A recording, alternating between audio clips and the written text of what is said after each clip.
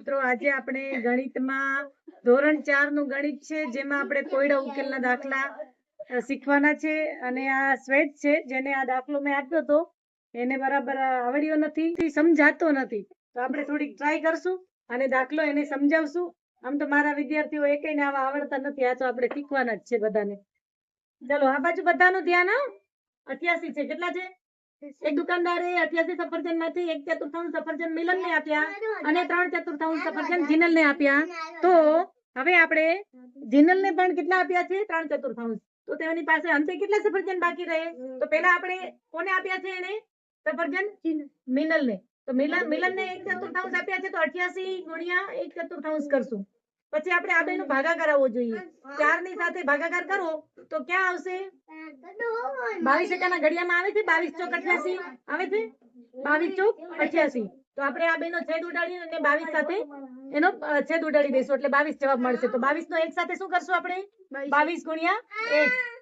તો 22 એકા 22. કેટલા બચ્યા? 22. તો 22 સફરજન બચ્યા. કોને મળ્યા 22? મિનલ ને આપ્યા. તો 88 માંથી 22 સફરજન મિનલ ને આપ્યા. તો હવે 88 માંથી 22 સફરજન તો મિનલ ને આપી દીધા. હવે પાછળ બચ્યા છે કેટલા? 88 માંથી 1/4 એટલે 22 સફરજન બચ્યા એની પાસે. કેટલા બચ્યા? 22 સફરજન. હવે 22 સફરજન માંથી આપણે શું કરવાનું છે? 3/4. 22 ગુણ્યા 3/4 સફરજન. હવે 4 એકાના ઘડિયામાં 22 ક્યાં આવે? ના આવે.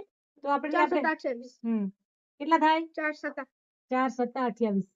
આપણે એમ ભાગ નહીં હલાવીએ. જો છોકરાઓને સમજવા માટે આપણે 22 નો 4 સાથે ભાગાકાર કરી નાખશું. તો 4 એકા 4, 4 દુ 8, 4 છક 24 વધી જશે. 4 પંચા 20. હા, તો 4 પંચા 20 સાથે ભાગ હલાવશું. તો અહીંયા 0.5 માં જવાબ મળશે. કેટલો મળશે? 5 પોઈન્ટ. કેટલો મળશે? 5.5. 5 માં 5.5 નો 3 સાથે ગુણાકાર કરશું તો આપણને કેટલો જવાબ મળશે? 3 પંચા 15 નો વધી 3 પંચા 15 ને 16. એટલે આનો જવાબ થયો 16.5. કેટલા થયા?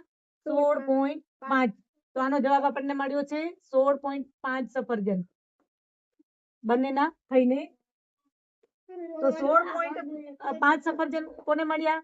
66. 22 માંથી તો પાછળ કેટલા બચે? હવે 16.5 એટલે કે અડધું એક સફરજન ને 16મું. આ બે સફરજન 22 ગયા હતા, સફરજન બચ્યા હતા, એમાંથી આપણને 3/4 સફરજન આપી દીધા. તો હવે પાછળ કેટલા બચ્યા? 16 સફરજન બચ્યા છે. તો 16 સફરજન એની પાસે કેટલા અંતે સફરજન બાકી રહ્યા? 16. કેટલા રહ્યા? 16. તો હવે આ જવાબમાં ખબર પડી ગઈ કે આવી રીતના કરવાથી આપણને જવાબ મળે છે. જો આપણે